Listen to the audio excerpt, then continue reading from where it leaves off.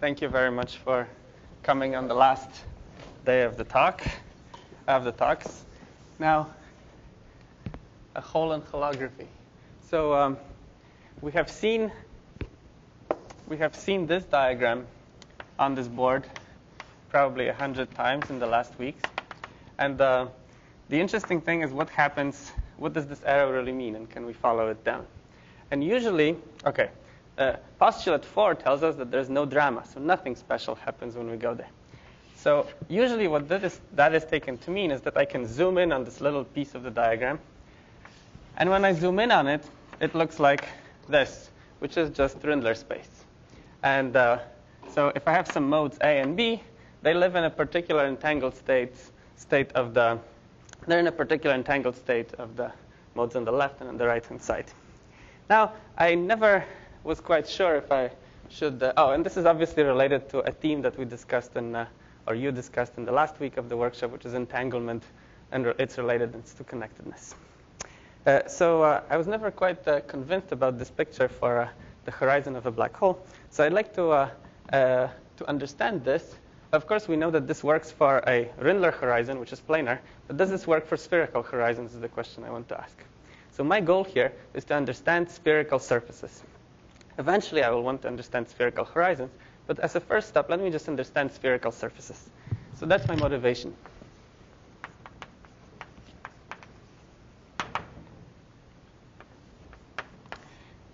Spherical surfaces, not quite in black hole backgrounds yet, that's for the future, but in just ADS. And as soon as I stated this overt goal, I'm going to generalize it in one way, and I'm going to specialize it in another way. So the specialization is that I'm going to work in ADS-free specifically. And the generalization is that I won't necessarily be talking about spherical surfaces. I want to talk about any closed, I would say surfaces, but because we're in ADS-free, what I really mean is closed curves in the interior of ADS-free. Okay, and this is the this is the motivation for the talk. Now, this is the motivation with which I started working on this subject. But at the end of the day, or at the end of this half an hour, I'm going to answer two questions which are related to this question. The good thing is that I will give you a complete and explicit answer to two questions which are related to this. One question is compute the length of a curve in the bulk. Compute the length of a curve in bulk from the dual field theory.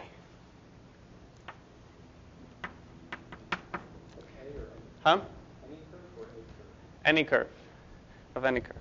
And the second problem, or the second question, is generalized entanglement entropy. So generalize the notion of entanglement entropy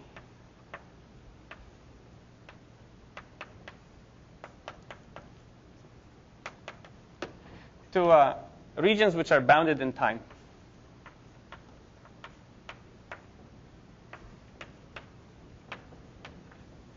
Bounded in time. So we know how to talk about the entropy of a region which is spatially bounded, and for that, entanglement entropy is perhaps not the only one, but one way in which we can quantify its information content. Well, I want to talk about regions bound in time. And as usual, when people pose two problems in a talk, usually it's because the two questions will end up answering one another. So that's what we're going to find here. So how am I going to construct my... I'm interested in a closed curve. I said that I would generalize to any closed curves, but let me start with the simplest case, which is just a spherical curve. So here's a spherical curve in ADS. And I want to think of this as giving, for me, a horizon of some... as being related to a horizon of some kind. I know exactly how to do this because, again, the goal is to understand to what extent this Rindlerization picture is applicable. So if I want to talk about the spherical surface, what I need to do is simply Rindlerize around a spherical surface. Does that make sense? So I'm going to consider a family of accelerated observers. It's a family of them. And their accelerations and initial positions and velocities are picked in such a way that none of them sees the interior of this sphere or of this circle. I really will be talking about it as a whole, hence the title. So here's a single observer who accelerates away from the hole, and I picked him in such a way, or her in such a way, that if the trajectory is always causally disconnected from the interior of the sphere. The way I should have really drawn it is that, well, okay, what do we know about such an accelerated trajectory? We know that it's going to asymptote to a light-like trajectory, which corresponds to a light ray that was ejected orthogonally away from the curve. So I can just eject the light ray. It's going to reach the boundary at some finite time. And we know that what this Rindler space that I'm trying to construct is going to cover is precisely the regions which are, space-like separated from the interior of the hole. And the boundary of such a region, in other words, the horizon of this region, is going to be the light sheet which emanates from my hole. That's what I'm going to do. I talked about really a single observer who accelerates away from the hole, but I have to send out such an observer from every possible direction so that the union of them never sees the hole, but the union of them also includes, every direction that surrounds the hole. So I will have a construction like that, and then from every direction, I'm sending out some accelerated observers. They don't see each other in general? They will, in general, not see each other. What's that? Are which de Sitter slices? So I'm going to write for you an explicit metric that covers just this piece of the bulk. So, yeah.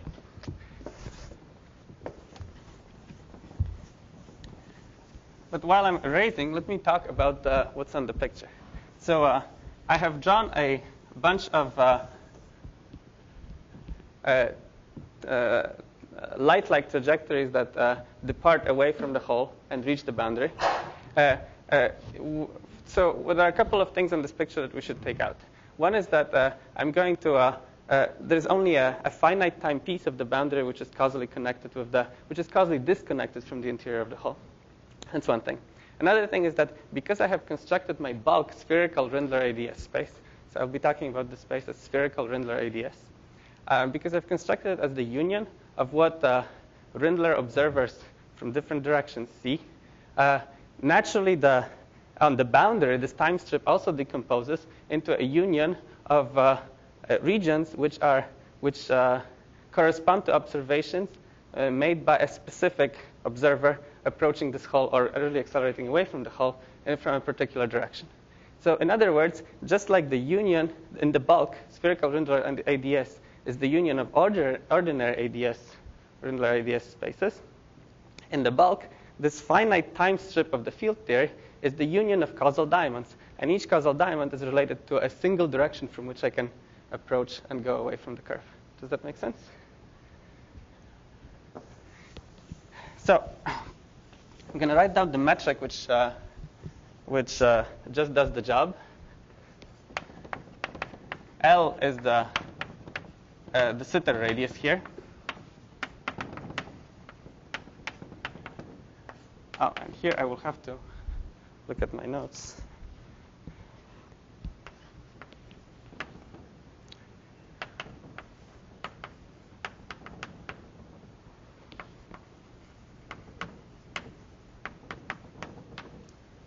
Okay. So this is the metric we obtain. And one thing that you can see from, well, there are a couple of things that we can derive, that we can recognize from the metric itself. One thing is that it's easy to say what the entropy of this region is going to be. And actually, before even looking at the metric, I think we have a feeling of what the entropy should be. It should be the area of that horizon, which is just the length of the curve. And this is where I tie in with the first question that I posed for myself, compute the length of the curve. Well, the length of the curve is really the entropy of this region, if I'm speaking in the bulk. Yeah. As seriously as you would take it for a Rindler space, and would you say that a Rindler horizon has a IR divergent entropy? I think yes.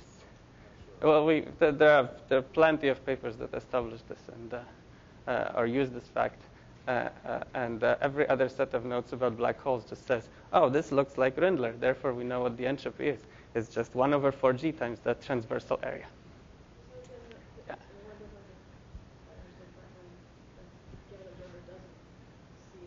no one observer sees this. I've constructed the space as the union of.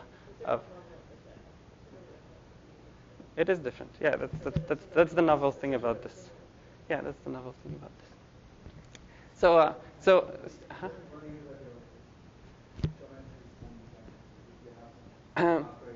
So let's talk about this. So indeed, you could be worried about time dependence. I don't want to get into the subject of to what extent it is justified. I don't want to spend too much time on the subject of to what extent it is justified to talk about the entropy of spherical Rindler spaces being the area of the horizon. Let me just point out one thing about this. What happens when I go to the r going to 0 limit, which means that I'm approaching this horizon? What happens is that this metric starts looking like L squared minus r squared dt squared plus dr squared plus r naught squared d theta squared. Do you agree with that? And so now this looks like ordinary Rindler space and some transversal size, and that transversal size is exactly what we would say is the entropy of the black hole. So the time dependence issues would have taken up a whole talk. I just want to brush that aside. We can have a conversation about this afterwards. But what I do want to box at this point is that the entropy is 2 pi r naught over 4g. That's the. Let me just take this result for the moment and work with that. My goal is to reproduce this result from the field theory. And like I said, this picture illustrates that what I should be thinking about as the field theory dual to this or to spherical Rindler idea space is just this finite time strip of the field theory.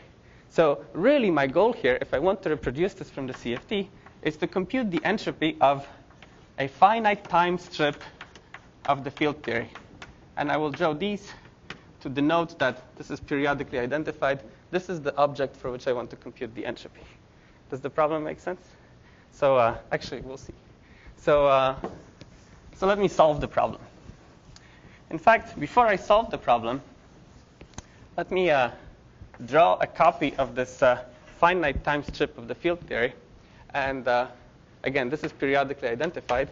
And let me just start making the most stupid guess I could possibly have about the entropy of this region. So again, it is natural to think of this from the bulk perspective of this finite time strip as arising as the union of causal diamonds.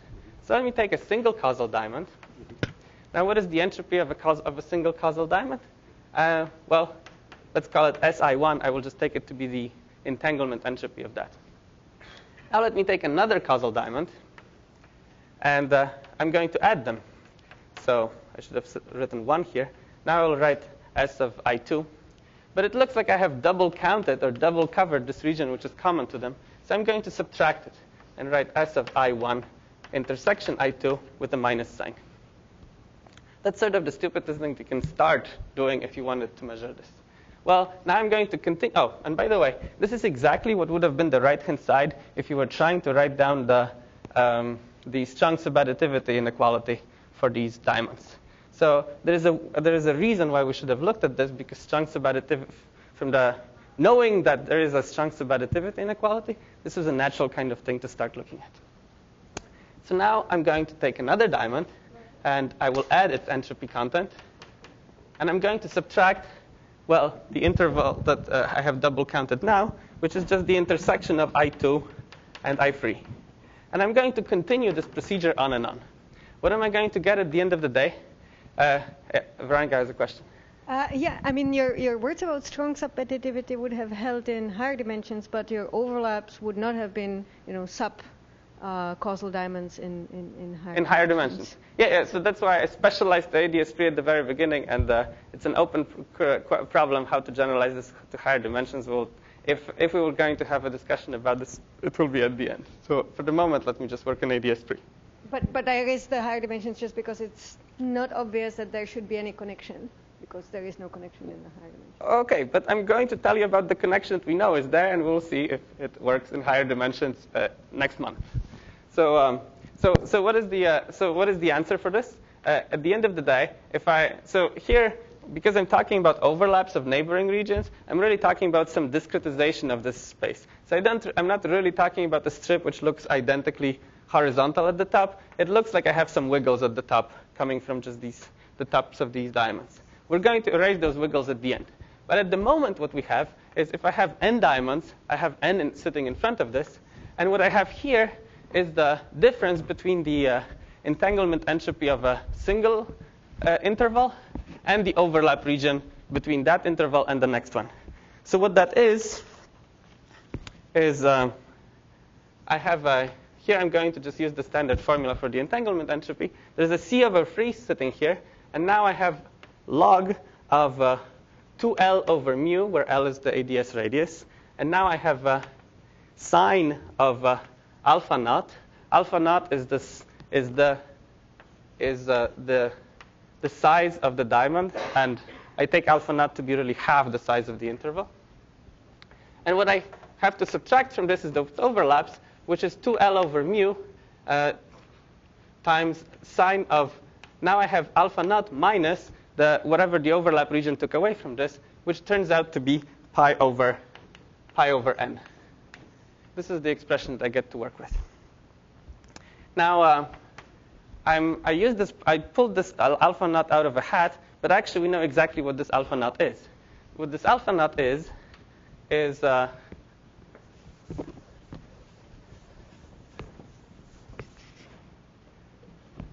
the size of a diamond that is related to just, which is given by the size of the hole that I started with. So here I am in my ADS space, and I have a hole of some fixed size R naught, and so I'm shooting a light ray. This light ray reaches the boundary at a time, the global time, which is T over L, which is cotangent inverse of R naught over L. That's just a fact. And this guy is precisely what I call alpha naught. So this is the alpha naught that I'm putting in here. It's the size. This is how we obtain the size of the correct size of a causal diamond in the boundary. Okay. Well, because this calculation is simple, I'm going to actually do it out completely explicitly in the next minute. So what do I do now? I say that I write C over free. I continue to write that. And now I have the logarithm of, I can drop these pieces because they're common. I have the logarithm of sine alpha naught minus the logarithm of sine alpha naught minus pi over n. I did have an n in front here. I'm going to write this. I'm going to write this as pi over n in the denominator. And because I introduced a pi here, I have to put a pi here. Does everyone agree with that part? Okay. Well, now I'm going to take the continuum limit. So I'm going to erase the wiggles at the top by sending n to infinity. And what I get is pi c over free times the derivative with respect to alpha naught of log sine alpha naught. Is that right? Which is pi c over free times the cotangent of alpha naught. And what is cotangent of alpha naught? Oh, we know that there. That's just R naught over L, correct? What is C? C is free L over 2G. And so when I plug in C equal free L over 2G, what I get is exactly 2 pi R naught over 4G, which is what I wanted to get. So we know exactly that this formula we just tried precisely matches the bulk result that we expected. Question?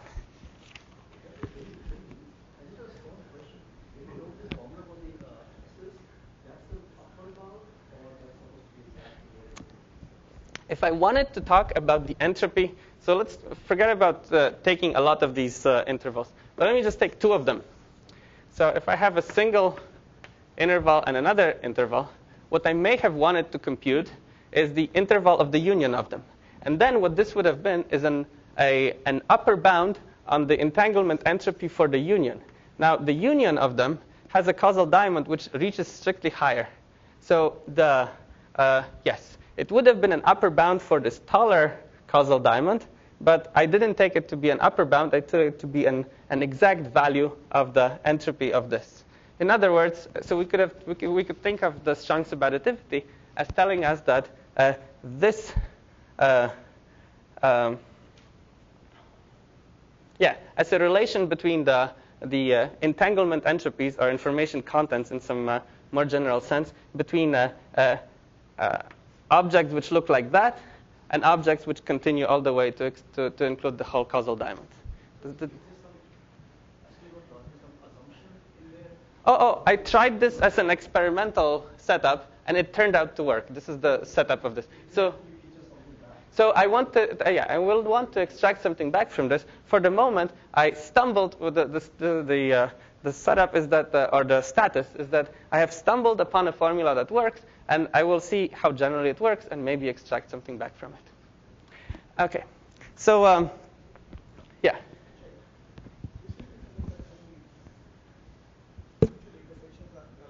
Why are triple and quadruple intersections irrelevant? Really, the answer is that it works. And another, but I have a better answer, which is that we are trying to compute the entropy of a. Okay, really on this picture, the standard law is that the interior of ADS corresponds to the IR of the CFD, and the exterior corresponds to the UV. So this is one way of dividing what we mean by the IR and the UV. It looks like this finite strip in time is the UV, and everything else is the IR. So now. If I want to compute a quantity which tells me about, which is the closest analog, okay, to the extent to which we can talk about entanglement between the UV and the IR, this is it. Maybe we can't use those words, but to the extent to which we can, this is it. Now, that object has to be a UV finite quantity. So a necessary condition for obtaining a correct or sensible answer was to cancel off all the UV divergences. So this is exactly what I did, because there is an equal number of UV divergences which count with a plus sign and with a minus sign in this expression. Now, that's part of the reason why I didn't have to include the triple intersections, because they would screw up my count of UV divergences. Perhaps one other reason is that he has an ordering. Yeah, and another reason is that I have an ordering. So I know exactly what I mean, and I will not have double counted any region if I just follow the ordering. I mean, there's another way to get the answer, which is just to reconstruct the matrix from the entanglement entropy. And then just do the... Sure. Okay, well, okay. So if you're, there is really no answer that I have to this comment. It's true that we could reconstruct the metric, but here's a result that at least some of us hopefully are finding surprising, so I'm putting it out there. And yes, maybe there's nothing new in it because it was already in the metric. Well, that's for you to decide. You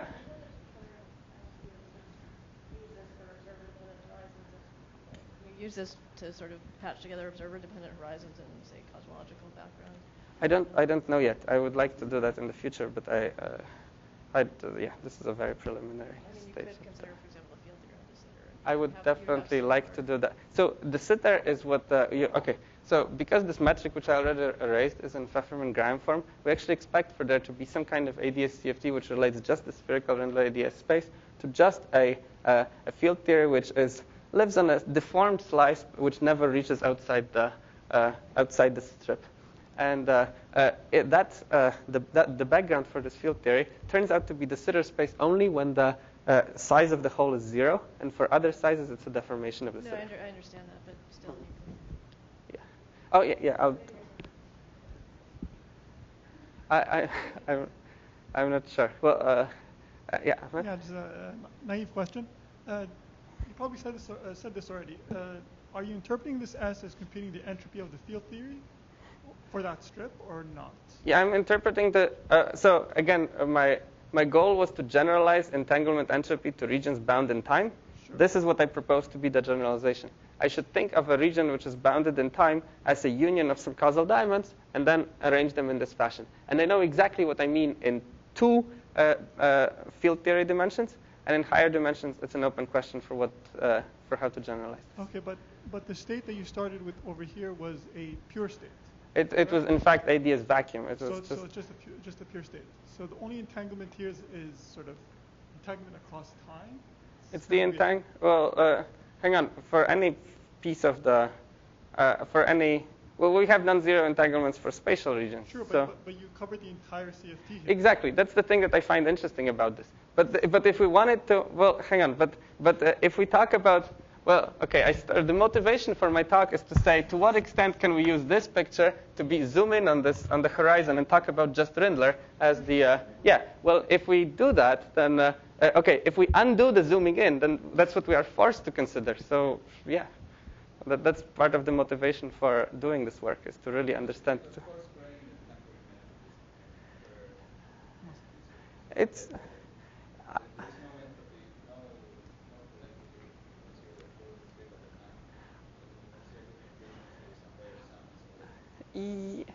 Some version of coarse grain entanglement entropy. Well, I'm not sure if I should talk about this as a coarse. I think so really, in fact, to talk about entanglement, as far as I really understand it, we have to have a factorization of the Hilbert space into tensor product pieces.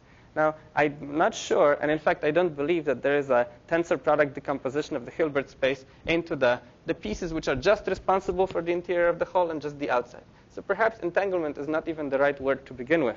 But there's some notion of an information quantity which quantifies the relation between the exterior and the interior in the bulk, which means the relation between the UV and the IR modes in the field theory. That's what I'm trying to get at. So let me show you what this means, what we have done from the bulk perspective. So we have taken this sum of entanglement entropies for intervals and for their intersections. And I did this as a limit as I made my collection of causal diamonds tighter and tighter packed. So imagine that I start with some spherical surface. This is a picture of a spatial slice of ADS. I started with some finite discretization of that system, and then I increase n, so I make my causal diamonds more tightly packed. I will get this object, and then in the next step, I'm going to get this object. And you can see how in the limit, as I make my causal diamonds in the boundary tighter and tighter packed, roughly the difference between the lengths of the black and the red geodesics should correspond to the length of the curve. This is a geometric reason for why this thing should work. Now, the next question is, how generally does this work? So I promised not just spherical surfaces, but closed curves in general. So here's a closed curve for which I follow exactly the same procedure. But because my curve is not exactly spherical, that means that light rays shot from the surface of that curve are going to reach the boundary at different times depending on where they were shot from. So now I have a spatially dependent time size of my strip. And this is the picture that I get in the bulk for that. The answer is yes, it also computes the length of that curve. It also computes the length of this curve, for which you might find it surprising. The reason you might find it surprising is that there are some of the geodesics which enter the computation end up probing the interior of the curve. So my original motivation from talking about a spherical Rindor space ceases to be there. There is no sense in which a union of accelerated observer in ADS never see the interior of this curve. In fact, they do, right? Because the curve is convex. Nevertheless, the formula, yeah. I just said, nevertheless, the formula as I apply it directly reproduces the length of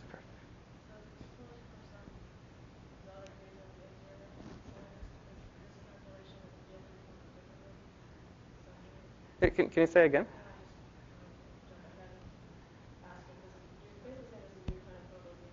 Yeah, that is what I'm saying. Yeah.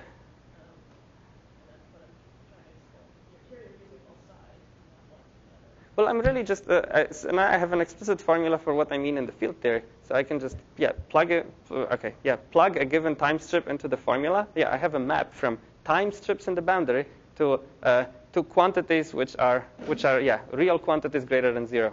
And no, you don't need to use the bulk to define this thing.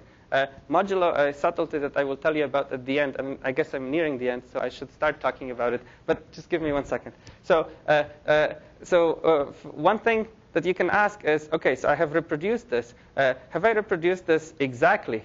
And the answer would be no, in the sense that we only have a numerical agreement between the length of the curve in the bulk and the information content that comes out of a formula like this one. The generalization of this to a strip which depends, whose time size depends on your location and on the boundary, is a certain integral. The length of a curve is also a certain integral. Those integrals always spit out the same answers numerically, but we have not been able to match them exactly. It sounds like a high school student problem, or at most a graduate student's problem, but we've had a postdoc who worked on it for more than 3 weeks now, and we have not been able to show exactly that the agreement holds. So you can take this in two ways. This might arouse your suspicion, or it might, and I'm in that camp, it might make you more excited, because here's a quantity which we don't know why it works algebraically. We have intuited this from just ADS-CFT, and it works. So it might be a sign that the content of this story is non-trivial. So it works for curves like this one. It works for curves like this one. And in fact, I put this up there because it illustrates where the problems are. So numerically, the integrals start being sickly behaved where my curve approaches the origin of ADS, and when it starts sort of almost self-intersecting, but it still actually works. And then it also works for curves like this one. And just to give you a sense of how non-trivial this is, I have actually drawn the geodesics whose lengths I need to compute the final answer. And the answer is, when I compute them, so this is a generalization of a picture like this one, yes? When I compute them, it looks like this. Usually when this is the reason why I'm putting out this non-informative picture on the screen is that it gives you a sense of how non-trivial the result is. I needed all of those geodesics, which have very crazy behaviors far away from the curve, to just get the right answer. In fact, there is one more reason why I put out just this picture and not some other one on the board. And that reason sits here in the corner. So if you look here, you see a little bit of a single geodesic out there. Do you see that? That corresponds to those spikes in the interior of the curve. Does that make sense? And so that tells you just how what is the proper word? To these features in the curve. Yeah. So it tells you just how sort of non-local and how delocalized the information about the length of this curve is in the bulk. And now that I said that, let me just give you a short status report of where this works. So yes, we've tested it for any closed curve except self-intersecting curves in ADS-free, in empty ADS-free. We know that it works for spherical curves in the BTZ spacetime too. And we're looking for a generalization. This goes to Veronica's question to higher dimensions, and we haven't formulated this yet. And now we have 5 minutes, and we can spend those 5 minutes in talking about what this means for firewalls. So here is a conjecture. Can I just ask a brief question? What you're showing us in the bulk is a spatial slice, right? Yes. How does it go in time? Does it go on for some time and so this is because I've been only working in empty ADS space, I was interested in lengths of curves which live on a spatial slice. And to the extent to which I can talk about a spherical Rindler ADS space for a given curve, it's a region of spacetime which is causally disconnected from the interior of that curve. That's all it is. But that's where the time comes into play for no other reason. Only. It goes on for infinite time in some sense. Oh, the spherical Rindler ADS space? Oh no, it goes for a finite time, and that's the whole point. That I'm trying to compute the entropy content, information content of a finite in time region. Yeah.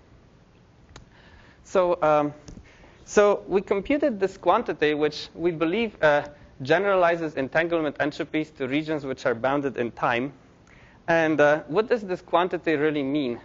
So for entanglement entropy, we have so we do understand what this is about. It counts the entropy of the that arises from a density matrix, which contains the information about the density, the entanglement spectrum, and that we understand what this means. So what exactly does this quantity mean? We have a conjecture for this, and we believe that what it means, if I go back to my first slide, I should think of this as the following. Suppose that I have a field theory, and I send out a bunch of observers, each of whom can measure whatever they want, but in a given causal diamond. And then they all come back to me and report the information. They tell me what they found. And from that, I asked, after I got all the reports and collected them, I asked the question, how many pure states are consistent with this set of observations that were reported back to me? We think that this is what this quantity really means. And if it does, then I'd like to pose the following question for the audience. Is it consistent? Now, this is a hypothesis for what this quantity means, but let's assume that it is true. Is it consistent to talk about a horizon for a pure state? And the answer is no. The reason why the answer is no is that if I have a horizon, then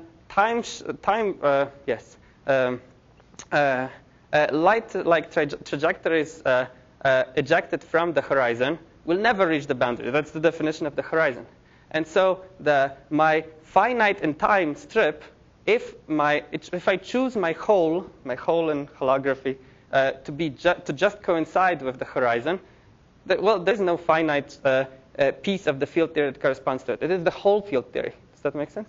So now if I make my hole a little larger, it encompasses the horizon, but is just outside the horizon, I will have a finite time piece of the field theory, but the time is arbitrarily large. Yes? And this is the behavior that I expect for any state that contains a horizon in the bulk. Now, let me use my definition of my interpretation of what this quantity means and ask what happens in a pure state. In the field theory, if I start with a pure state, if I measure it for long enough times, eventually I will always know what the state is, which means that the length of this curve that I have defined this way will go to 0. Now, I don't want to interpret that shrinkage to 0 very physically or geometrically, but I'm just saying this is a different behavior from what we would have gotten had we had a horizon. And so if this hypothesis is true, then we can't talk about horizons for pure states. And with that thought, I'm going to end. Thank you.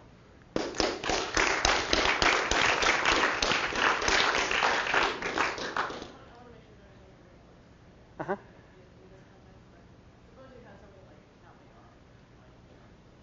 Uh-huh.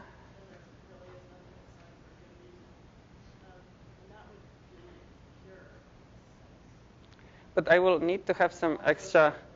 But I will need to have some extra. But I will need to have some extra directions in which would they would have to be there for the capping off to be sensible. So I would need to generalize this to ADS4 at least, where I would have some sense of how to talk not about lengths of curves, but about surfaces, and then we can have this conversation for real. Yeah.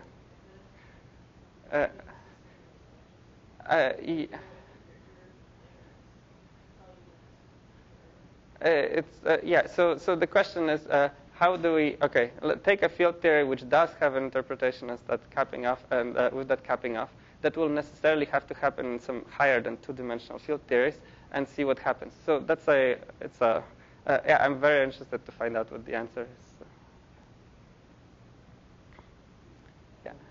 The last thing you said went by a little fast for me. Uh-huh. What the interpretation? Could you say again what the interpretation is? Yes. So we have this, yeah. Right. So I shoot out light rays and define for me some finite time strip in the bulk.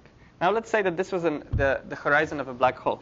This light ray is just going to go vertically. Let's say that I started a little outside the black hole. It's going to go on for a very long time, in fact, arbitrarily long time, and reach there. And this is the behavior that I have to have if I have a state whose bulk dual has a horizon. Now, take the hypothesis I made about the meaning of this information content of a finite time strip. That means I have measured everything I could for some finite time, but now arbitrarily long time. Eventually, I will know exactly what pure state I'm talking about, which means that my uncertainty about what state I'm talking about will be 0. That my observations will be consistent with only a single pure state. At that moment, the quantity that I have derived there will have shrunk to 0. That's the content of the hypothesis. So it is not the same behavior as I have here. So that's the argument.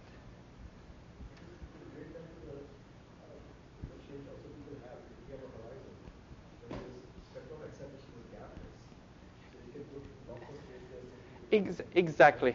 That's exactly, yeah. This is this is sort of reformulation of that, but a reformulation that I hope is a little more falsifiable, and that's why I'm putting it out there.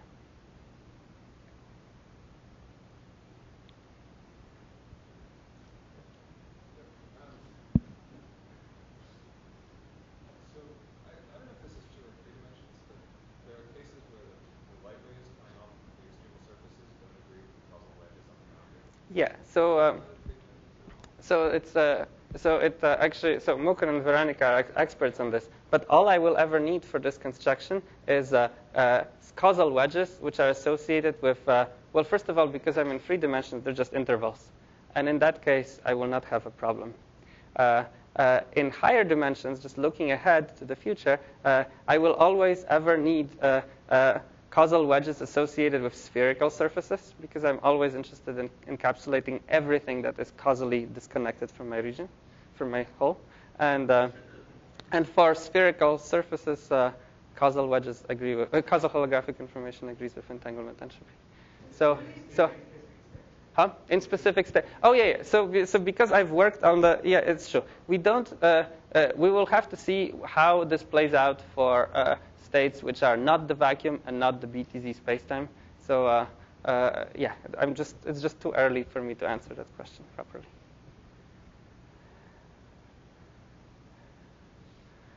Thank you very much.